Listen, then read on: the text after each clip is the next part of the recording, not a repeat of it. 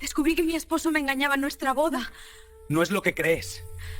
Siempre imaginé que el día de mi boda pasaría volando, como una ráfaga de luz y música, borrosa por la felicidad. Me habían dicho, disfrútalo, que ni te vas a enterar, y en cierto modo tenían razón, pero no por los motivos correctos. Recuerdo cada segundo de esa noche, pero no con alegría, sino con una nitidez dolorosa, casi clínica. Recuerdo el peso del vestido, el roce del encaje contra mi piel irritada y, sobre todo, el silencio. Ese silencio que se instaló en mi cabeza en medio de una fiesta con 200 invitados. Llevábamos 5 años juntos. Andrés era el hombre que todo el mundo definía como bueno, un tipo estable, cariñoso en público, de esos que te abren la puerta del coche y recuerdan el cumpleaños de tu madre. No había señales rojas, o al menos eso me decía yo misma. Si las hubo, las pinté de blanco para que combinaran con la decoración de la boda. La ceremonia había sido perfecta. Demasiado perfecta, tal vez, de esas que parecen coreografiadas para Instagram, pero cuando llegamos al salón de fiestas, algo en el aire cambió. Andrés estaba eufórico, pero de una manera ansiosa. Bebía champán más rápido de lo habitual y sus ojos, en lugar de buscarme a mí, parecían barrer el salón constantemente, como si esperara a alguien o temiera algo. ¿Estás bien?, le pregunté mientras nos sentábamos en la mesa principal. Él me apretó la mano, pero su palma estaba sudorosa.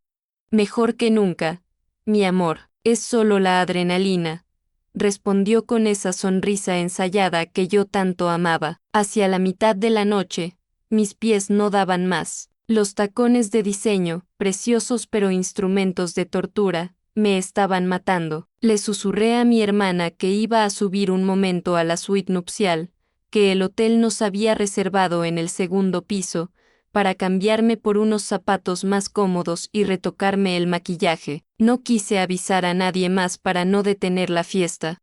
Quería 5 minutos de paz. El pasillo del hotel estaba en penumbra, amortiguando el ruido de la orquesta que tocaba abajo. Se sentía como entrar en otro mundo, uno frío y silencioso. Caminé despacio, disfrutando de la soledad, con el vestido recogido en una mano. Al acercarme a la habitación 204, nuestra habitación, noté que la puerta estaba entreabierta, apenas una rendija. No pensé nada malo. Imaginé que el servicio de limpieza había entrado a dejar algo o que Andrés había subido antes a buscar sus cigarrillos. Empujé la puerta suavemente, sin hacer ruido, más por costumbre que por intención de espiar, y ahí se detuvo mi vida, o al menos, la vida que yo creía tener. Andrés estaba de pie junto al tocador. No estaba solo. Frente a él estaba Laura, una de mis compañeras de la universidad, alguien a quien yo consideraba una amiga cercana, aunque no íntima. No se estaban besando. Si se hubieran estado besando salvajemente, quizás mi cerebro habría reaccionado con gritos o furia, pero lo que vi fue peor. Era una intimidad tranquila, doméstica, aterradora. Él tenía las manos ahuecadas sosteniendo el rostro de ella, con una ternura que me revolvió el estómago. Sus frentes estaban pegadas, los ojos cerrados, respirando el mismo aire. Ella le acariciaba las solapas del traje, ese traje que yo había ayudado a elegir.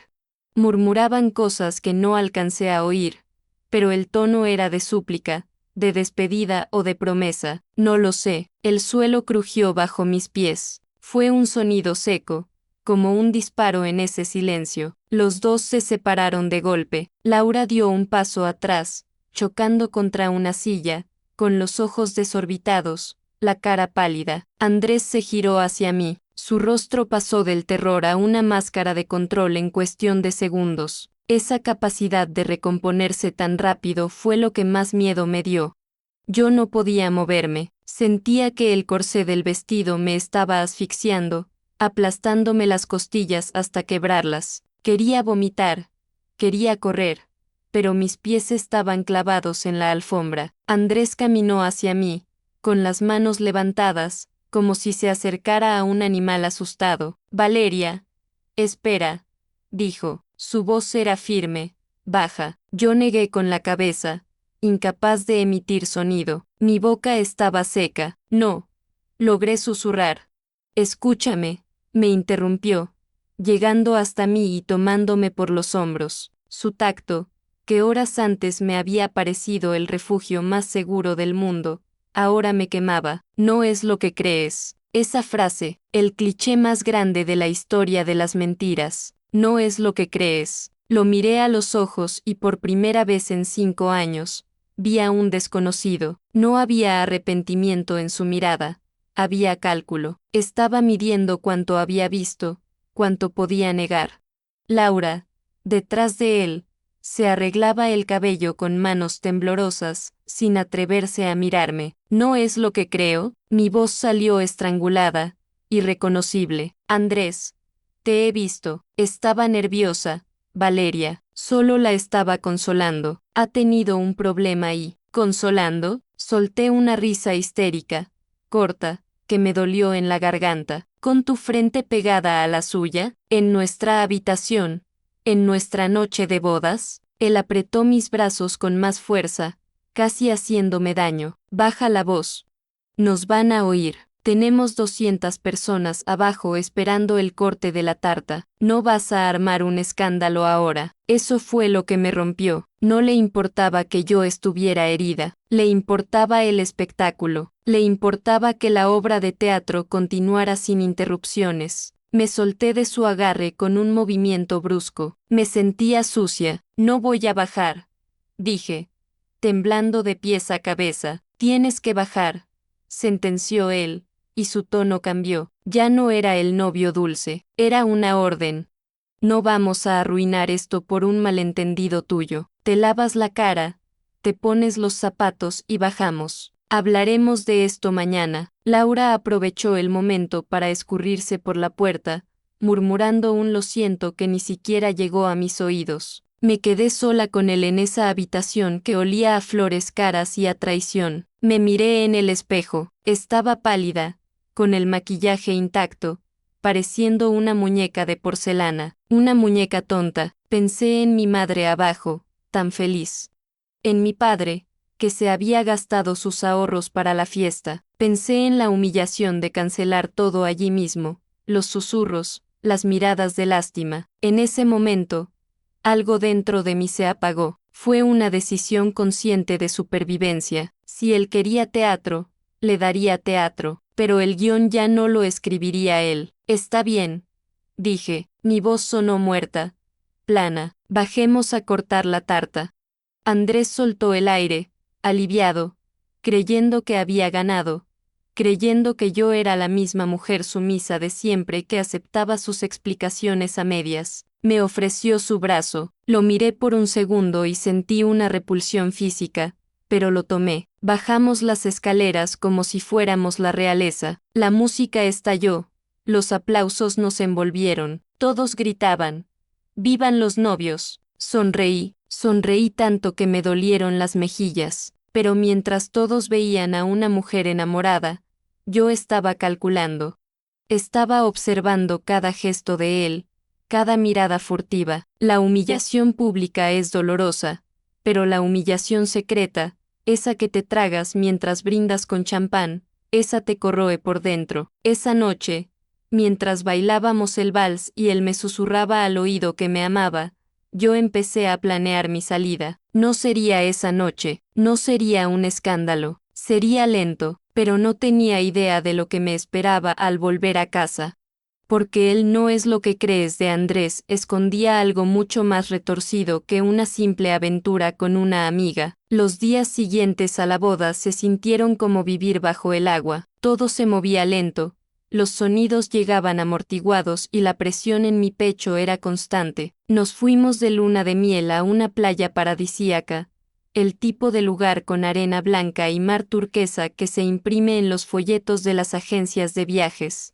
Para todos los que veían nuestras fotos en redes sociales, éramos la imagen de la felicidad. pero la realidad en esa habitación de hotel era un infierno silencioso. Andrés actuaba como si nada hubiera pasado. Esa era su estrategia, la negación absoluta. Si yo intentaba sacar el tema, si pronunciaba el nombre de Laura, él suspiraba con una paciencia exagerada, como quien trata con un niño caprichoso o con alguien que no está bien de la cabeza. Valeria, por favor, decía, pasando la página de su libro o ajustándose las gafas de sol. Ya te expliqué que fue un momento de debilidad de ella. Estaba llorando y yo solo la sostuve. Tu imaginación está arruinando nuestro viaje. No voy a permitir que tu inseguridad nos quite esto. Mi inseguridad, así fue como empezó a llamarlo. No era su traición, era mi inseguridad. Con el paso de los días, esa palabra se convirtió en un arma que usaba para golpearme cada vez que mi mirada se oscurecía. Empecé a dudar de mi propia memoria. ¿Había visto realmente tanta intimidad? ¿O el estrés de la boda me había hecho exagerar? Es aterrador lo fácil que es manipular la mente de alguien que te ama y que desesperadamente quiere creer que todo está bien. Volvimos a la ciudad y entramos en la rutina de la vida de casados, o lo que se suponía que debía ser. Nuestra casa, que compramos con tanta ilusión meses antes, ahora me parecía un escenario de cartón piedra. Yo preparaba el café por las mañanas, él se anudaba la corbata frente al espejo del recibidor, me daba un beso en la frente y se iba a trabajar. Todo perfecto, pero yo me quedaba allí, con la taza caliente en las manos, sintiendo un frío que me calaba los huesos. La humillación no venía de gritos o peleas, venía de los detalles. Venía de ver cómo su teléfono se iluminaba por la noche y él lo volteaba rápidamente boca abajo. Es del trabajo, decía sin mirarme. Venía de sentir que él me tocaba por cumplir, como quien marca una tarea en una lista de pendientes, sin pasión, con una mecánica que me hacía sentir un objeto. 2 semanas después de volver, Andrés sugirió una cena en casa. Voy a invitar a unos amigos. Algo tranquilo, dijo mientras cortaba un filete en la cena, y vendrá Laura. El tenedor se me resbaló de los dedos y golpeó el plato con un estruendo metálico. ¿Qué? Pregunté, sintiendo que la sangre se me iba de la cara. Viene con su novio, Valeria, tiene un novio nuevo. Quiero que veas que no hay nada raro, que normalicemos las cosas. Es parte de nuestro grupo. Si la excluimos, la gente va a empezar a hablar y a inventar cosas, y tú no quieres que la gente hable, ¿verdad? Lo dijo con ese tono suave, protector. Pero la amenaza estaba ahí, implícita. Él sabía que yo odiaba los chismes, sabía que yo valoraba mi dignidad pública, me estaba arrinconando. La noche de la cena, yo estaba en la cocina terminando de preparar los aperitivos. Mis manos temblaban tanto que casi se me cae la bandeja de quesos. Cuando sonó el timbre, sentí ganas de salir corriendo por la puerta trasera, pero me quedé. Me alicé el vestido, compuse mi mejor sonrisa falsa y fui a abrir. Laura entró sonriendo, con una botella de vino en la mano y un chico alto y tímido a su lado. Me saludó con 2 besos, como si nada. Como si no la hubiera visto con las manos en el pecho de mi marido hacía menos de un mes. ¿Qué casa tan preciosa te ha quedado? Val, exclamó. El descaro me dejó sin aire. Andrés apareció detrás de mí. Le dio una palmada en la espalda al novio de Laura y sirvió las bebidas. La velada fue una tortura psicológica diseñada al milímetro. Andrés fue el anfitrión perfecto, encantador, gracioso, pero yo notaba las miradas. Eran sutiles, casi imperceptibles.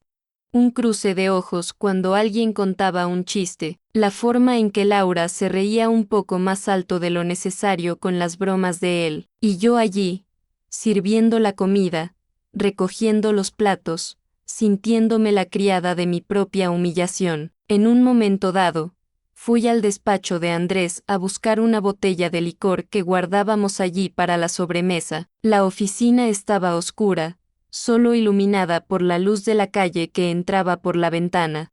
Encendí la lámpara de escritorio y mis ojos cayeron sobre su agenda, que estaba abierta sobre la mesa. No suelo ser una persona que revisa cosas ajenas. Mi madre me enseñó que la privacidad es sagrada, pero algo me empujó, una intuición primitiva. No había notas de amor, no había corazones dibujados. Lo que vi fue mucho más confuso. En la página del día actual, había una anotación rápida en su letra picuda, transferencia L, completada.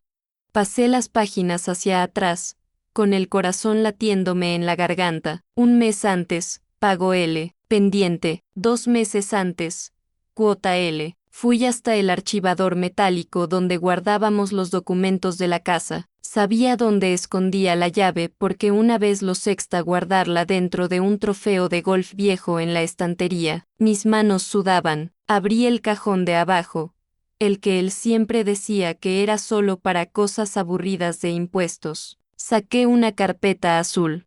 Al abrirla, no encontré cartas de amor. Encontré extractos bancarios de una cuenta que yo desconocía, una cuenta a nombre de Andrés, pero en otro banco. Mis ojos recorrieron las cifras y las fechas. Había transferencias mensuales a una cuenta a nombre de Laura García. No eran cantidades pequeñas, eran sumas considerables, casi el equivalente a un alquiler mensual en una zona buena, pero lo que me heló la sangre no fue el dinero, fue la fecha de inicio. Las transferencias no empezaron hace un mes, ni hace 6. La primera transferencia databa de hacía 4 años, apenas un año después de que Andrés y yo empezáramos a salir. Me quedé paralizada, con el papel temblando en mi mano. Si esto fuera una simple aventura, ¿por qué le pagaba? ¿Era ella una amante a sueldo? No.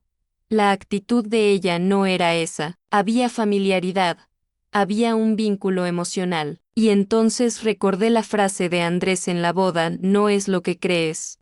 De repente, la puerta del despacho se abrió a mis espaldas. Di un salto y tiré la carpeta. Los papeles se esparcieron por el suelo como hojas muertas. Me giré. Andrés estaba en el umbral, con una copa de vino en la mano. Su sonrisa había desaparecido. Ya no tenía la cara del anfitrión amable. Su rostro estaba en sombra, y sus ojos brillaban con una frialdad que nunca antes había visto dirigida hacia mí. Te dije que no entraras aquí a revolver mis cosas, Valeria, dijo en voz baja, cerrando la puerta detrás de él con un clic suave. No estaba asustado de que lo hubiera descubierto. Parecía decepcionado, como un padre que atrapa a un niño desobediente, y eso me dio más miedo que cualquier grito. El silencio que siguió a su frase fue más pesado que cualquier grito. Andrés no se abalanzó sobre los papeles ni intentó arrebatármelos. Con una calma exasperante, dejó su copa de vino sobre el escritorio, se agachó y comenzó a recoger las hojas del suelo, una por una, con una lentitud deliberada. Yo me quedé allí, clavada, sintiendo que había cruzado una línea de la que no se podía volver. Se levantó, alisó los documentos contra su pecho y me miró. Su expresión no era de furia, sino de una lástima profunda y condescendiente. Laura está enferma, Valeria, dijo, con ese tono suave que usaba para calmarme cuando tenía pesadillas. Tiene una condición clínica, un trastorno límite que le hace meterse en problemas financieros graves, deudas de juego, compras compulsivas, cosas que ni te imaginas. Me quedé parpadeando, intentando procesar la información. Laura, la chica que siempre parecía tenerlo todo bajo control, ¿y tú le pagas sus deudas? Pregunté, sintiendo que la rabia se desinflaba para dar paso a la confusión. Alguien tiene que hacerlo. Su familia le dio la espalda hace años.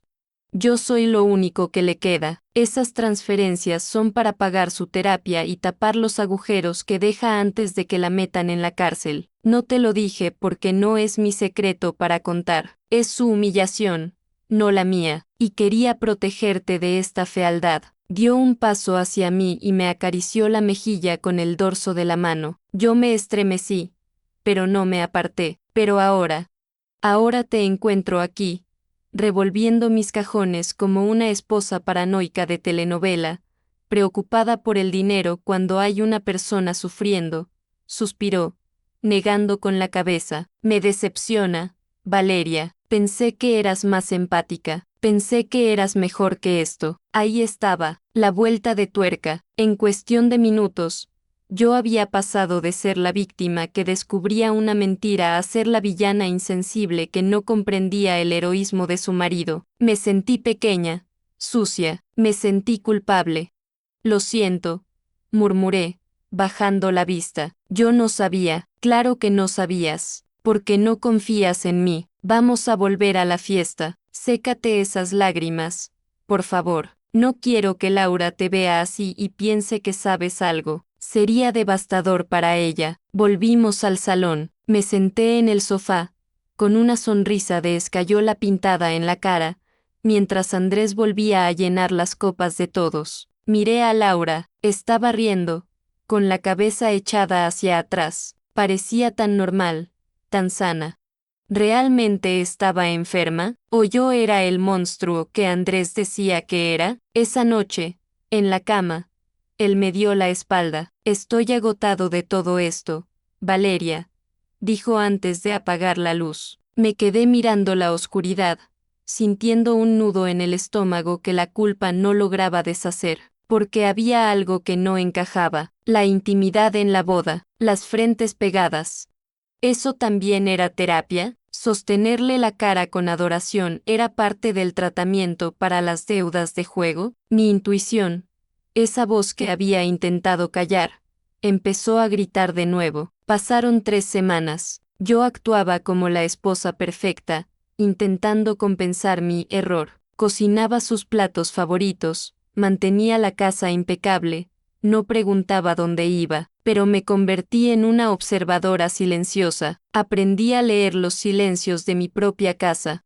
Un martes por la tarde, Andrés se dejó el portátil encendido en la mesa del comedor. Había salido a correr, algo que había empezado a hacer religiosamente a las 7 de la tarde, para bajar el estrés, decía. Me acerqué al ordenador. El corazón me latía en los oídos como un tambor de guerra. No estaba bloqueado. La pantalla mostraba su correo personal, no el del trabajo, sino uno antiguo que yo creía que ya no usaba. No busqué correos de Laura. Sabía que él sería demasiado listo para eso. Busqué en la papelera, y allí, entre spam y notificaciones de LinkedIn, vi un recibo digital de una inmobiliaria. Confirmación de renovación de contrato de alquiler calle Los Tilos 45, 3B. La fecha era de hacía 2 días. El titular del contrato era Andrés, pero nosotros vivíamos en una casa propia, y Laura vivía al otro lado de la ciudad, en un apartamento compartido, o eso me había dicho. Calle Los Tilos. Conocía esa calle. Estaba en un barrio residencial tranquilo, caro, lejos de nuestro círculo habitual. Anoté la dirección en mi mano con un bolígrafo que encontré en la mesa, temblando tanto que los números salieron torcidos. Cuando oí la llave de Andrés en la puerta principal, cerré el portátil y me fui a la cocina, fingiendo lavar unos platos que ya estaban limpios. Al día siguiente, llamé al trabajo y dije que estaba enferma. Esperé a que Andrés se fuera y tomé un taxi. El edificio de la calle Los Tilos era elegante, de ladrillo visto y balcones con flores. No parecía el hogar de una mujer con deudas de juego y problemas mentales. Parecía un hogar familiar, un hogar estable. Me paré en la acera de enfrente, escondida tras unas gafas de sol y una bufanda, sintiéndome ridícula, como una espía de baratija. Esperé. Pasó 1 hora, 2, empezó a lloviznar.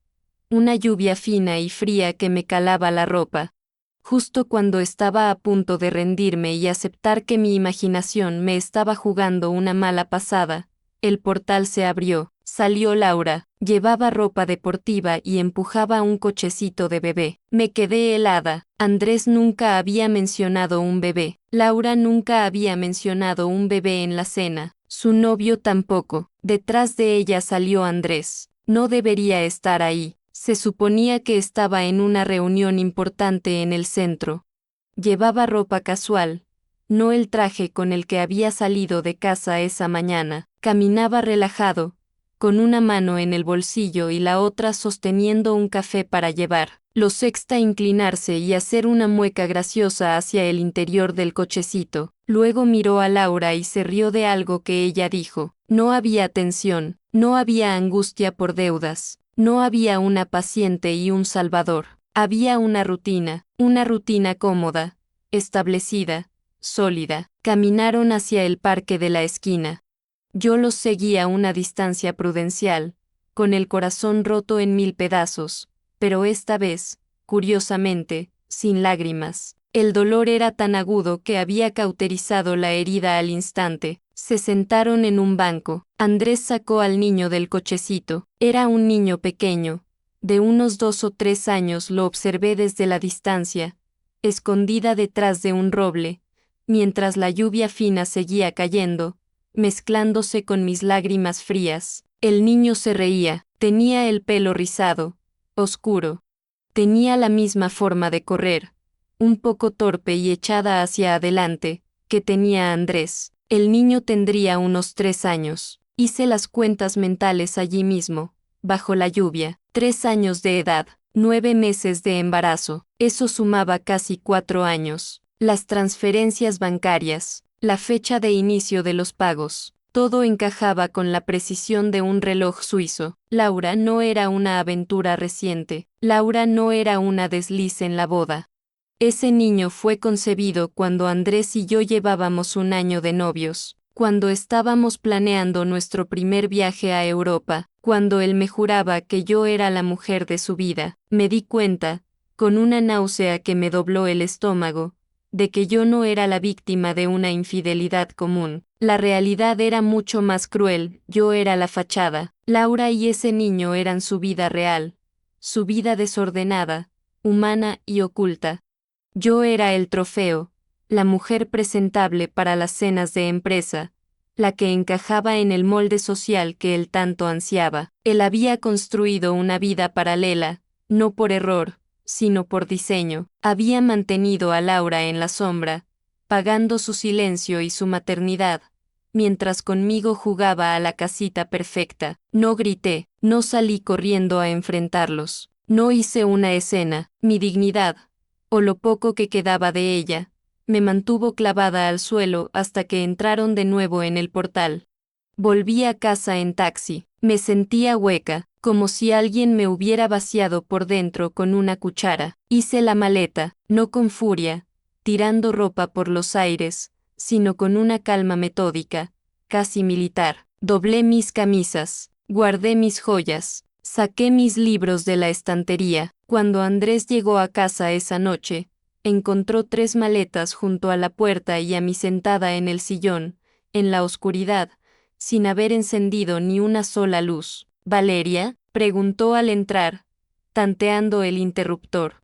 La luz del salón nos inundó, cruda y amarilla. Me miró, vio las maletas, su rostro se tensó, pero no hubo pánico, solo una resignación cansada, como si hubiera estado esperando este momento durante años. ¿A dónde vas?, preguntó, dejando las llaves en la mesa. A la calle Los Tilos, dije. Mi voz no tembló. Fue el sonido más firme que había emitido en mi vida. Andrés se quedó inmóvil. El color desapareció de su rostro.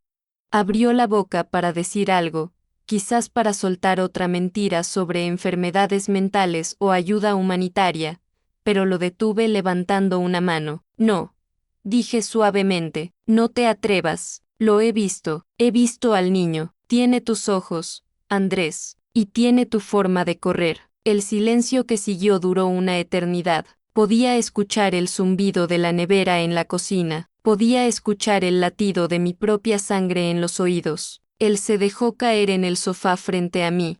Se frotó la cara con las manos y, por primera vez, dejó caer la máscara. Ya no era el marido perfecto. Era un hombre acorralado y egoísta. No quería hacerte daño, dijo, y sonó sincero, lo cual fue lo más insultante de todo. Sucedió al principio. Ella se quedó embarazada. No pude dejarlo estar. Pero te amaba a ti. Te amo a ti. Tú eres mi compañera, Valeria, ella es la madre de mi hijo. No sabía cómo juntar los dos mundos. ¿Así que decidiste crear dos mundos? Pregunté, sintiendo una curiosidad mórbida. ¿Y el novio de la cena? El chico tímido, un actor, un amigo de un amigo. Le pagué 50 euros. Necesitaba que dejaras de sospechar para que pudiéramos seguir funcionando. Éramos una máquina para él, un sistema operativo que no debía fallar. Me puse de pie, me sentí increíblemente alta, increíblemente fuerte, y al mismo tiempo, rota. Lo peor no es el niño, Andrés. Un hijo es una bendición, venga de donde venga. Lo peor es que me has robado 5 años de realidad. Me has hecho vivir en una obra de teatro donde yo era la única que no tenía el guión. Me has hecho dudar de mi cordura. Me has hecho sentir culpable por sospechar la verdad. Eso es lo que no te perdono. La crueldad de tu bondad. Él intentó levantarse. Intentó acercarse. Podemos arreglarlo. Ahora que lo sabes, quizás podemos encontrar una forma. No quiero perderte.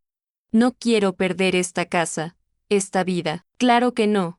Respondí, agarrando el asa de mi maleta, porque esta vida es la parte bonita, ¿verdad? La parte limpia, la parte sin pañales y sin culpas. Pues se acabó, te quedas con tu realidad, Andrés, toda para ti. Caminé hacia la puerta. Valeria, espera, no puedes irte así. ¿Qué le vamos a decir a la gente? Gritó, con ese pánico social que siempre fue su verdadero motor. Me giré una última vez, con la mano en el pomo de la puerta.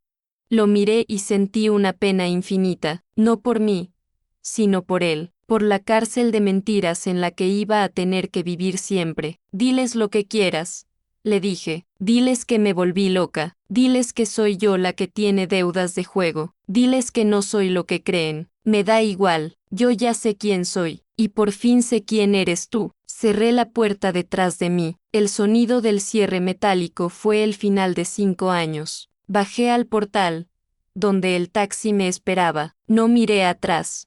No hubo música de fondo, ni lluvia dramática en ese momento, solo el aire fresco de la noche y la sensación de que, por primera vez en mucho tiempo, podía respirar de verdad. El divorcio fue largo y sucio. Él intentó mantener la imagen hasta el final, pero la verdad en una ciudad pequeña siempre sale a la luz. Laura y él terminaron viviendo juntos, supongo que por inercia más que por amor. A veces me los cruzo. Él baja la cabeza. Ella me mira con una mezcla de desafío y gratitud, como si yo le hubiera devuelto al hombre que siempre quiso, aunque viniera defectuoso. Yo tardé en sanar. La confianza es un cristal que, una vez roto, nunca vuelve a pegar igual. Pero aprendí que la intuición no es un defecto, es un superpoder, y que la soledad digna es infinitamente mejor que una compañía ficticia. Hoy soy feliz, de una manera tranquila y real. Pero hay noches, cuando el silencio aprieta, que todavía me pregunto cuántas mujeres están durmiendo ahora mismo al lado de un desconocido que les jura que no es lo que creen. Esta historia no termina aquí. Hay relatos que nunca pude subir al canal. El enlace está en la descripción.